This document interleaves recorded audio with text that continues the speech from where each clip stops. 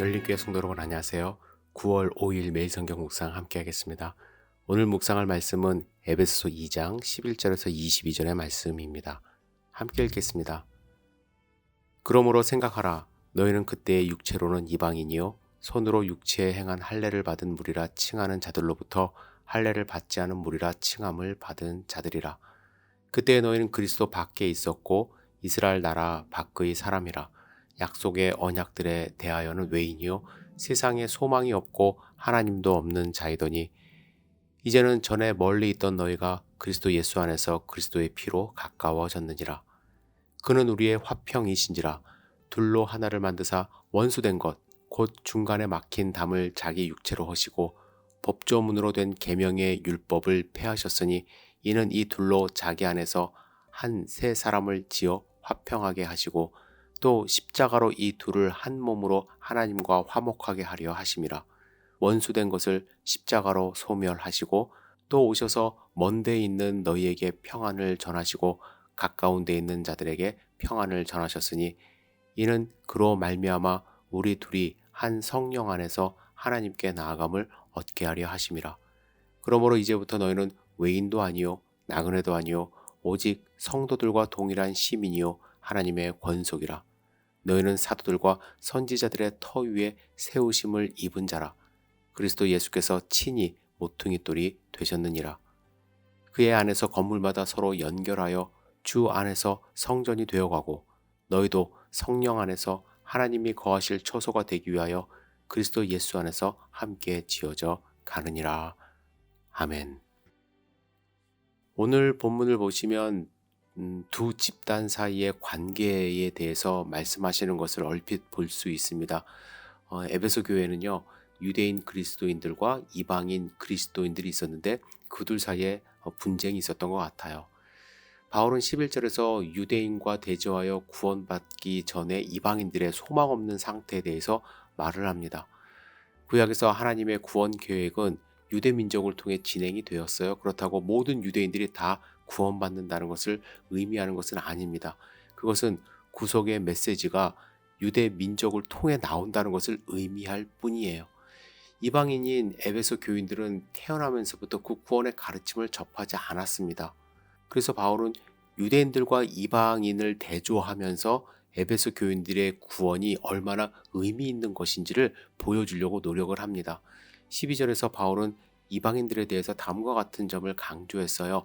그리스도와 분리되었고 이스라엘 시민이 아니었고 언약의 약속에 대해서 외인이었고 세상에 소망이 없는 자들이었고 하나님도 없었다고 이야기합니다. 얼마나 참담합니까? 하지만 하나님의 자비와 사랑은 그들을 아무 소망 없는 지경에 처하도록 내버려 두지 않으셨다라는 거예요.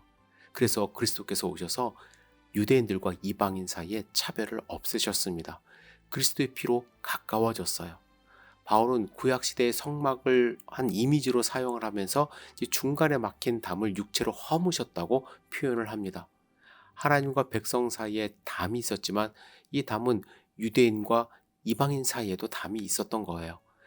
유대인들은 율법에 담긴 계명과 규칙을 지키며 살았지만 이방인들은 그렇게 하지 않았습니다. 그래서 그들 사이에 보이지 않는 담이 있었던 것입니다. 하지만 예수님의 죽음은 율법의 요구를 만족시키셨고 따라서 율법이라는 담을 허무셨음을 오늘 본문에서 강조하고 있는 것입니다. 유대인이나 이방인 모두 구원을 얻기 위해 율법을 지켜야 할 필요가 없기 때문에 두 무리를 구별하는 수단이 사라진 거예요. 하나님의 목적에는 단순히 두 무리가 손잡는 것 이상이 포함되어 있습니다. 하나님은 수평적으로 하나 될 뿐만 아니라 수직적으로 하나님과 하나됨을 추구하는 하나의 새로운 무리가 창조되기를 원하신 것입니다. 그것이 진정한 화해, 곧 인간의 모든 장벽을 뛰어넘고 하나님과 사람들을 분리시키는 담을 부수는 것입니다. 예수 그리스도로 말미암아 구속받은 유대인과 이방인은 더 이상 서로에게서 소외되지 않은 하나님의 나라의 동일한 시민입니다. 인종이나 나라는 아무런 구별이 되지 못합니다. 우리 모두는 그리스도의 십자가를 통하여 구원받은 백성이라는 것이죠. 바울은 20절에서 건물에 대한 비유를 들어서 유대인과 이방인이 이른바 하나의 건물을 이루는 벽돌들이 되었음을 밝히고 있습니다. 이 벽돌들은 예수님을 가장 가까이 따르던 사도들의 믿음과 증거의 삶과 선지자들의 기초 위에 세워졌어요. 하지만 여기서 중요한 것은 모퉁이 돌이죠. 모퉁이 돌은 아래 사진에서 보시듯이 두 면을 이어주는 바닥에 놓은 돌로 이 돌의 위치와 크기에 따라서 건물의 방향과 모습이 정해진다고 합니다. 즉 모퉁이 돌은 건물의 기준이에요. 따라서 예수님은 이방인과 유대인들을 이어주는 기준이 되는 것입니다. 그리고 교회는 모퉁이 돌을 기준 삼아 하나님께 영광을 돌리기 위해 살아있는 신전으로 지어져 가고 있는 것이죠. 구약에서 하나님의 임재와 영광은 진짜 돌로 된 성전에 임하셨어요. 이제는 하나님께서 돌로 만든 건물이 아니라 성도들의 마음 가운데 거하십니다. 그리스도께서는 분리된 돌들을 취합하고 하나의 성전으로 지어 통일되게 하셨어요. 이 성전은 하나님께 구별된 거룩한 성전입니다. 바울은 에베소 교인들에게 마지막으로 정곡을 찌르는 조언으로 오늘 본문의 말씀 결론을 내립니다. 그들은 그리스도 안에서 유대인 그리스도인들과 함께 하나님의 성전으로 지어져 가고 있다는 것입니다. 그리고 모두 함께 하나님께서 성령의 임재를 통하여 살아계시는 예배의 중심처소가 그들은 그리스도 안에서 유대인 그리스도인들과 함께 하나님의 성전으로 지어져 가고 있습니다. 여러분, 성전으로 지어져 간다는 동사는 수동형으로 쓰였어요. 우리 힘으로 짓는 것이 아닙니다. 하나님이 지어주십니다. 우리는 모퉁이 돌 대신은 예수님 옆에 서 있을 때 하나님이 그 모습 닮아가게 하시고 예수님의 모습으로 함께 건물을 지어주십니다. 여러분, 오늘 하루 살아갈 때 어떤 모습으로 살아가시겠습니까? 유대인, 이방인, 헬라인, 그리스도인 이렇게 나누며 살지 마시고요. 우리 모두는 믿는 자들은 특별히 하나님의 백성 되었기 때문에 그 안에서 기쁨을 누리며 하나님을 찬양하는 소중한 하루 되었으면 좋겠습니다. 한국이 태풍으로 인해서 상당히 비상에 걸린 것 같아요. 여러분, 한국 고국을 위해서 기도해 주시고 우리 이웃을 위해서 기도해 주시고 저를 위해서도 기도해 주시기를 부탁을 드립니다.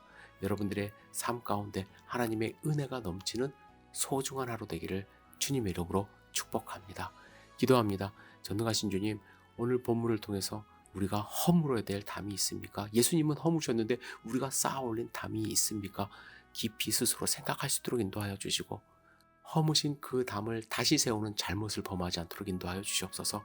예수님을 따라 예수님을 닮아가는 삶 살 수 있도록 축복하여 주시옵소서. 예수님의 이름으로 기도드렸사옵나이다. 아멘.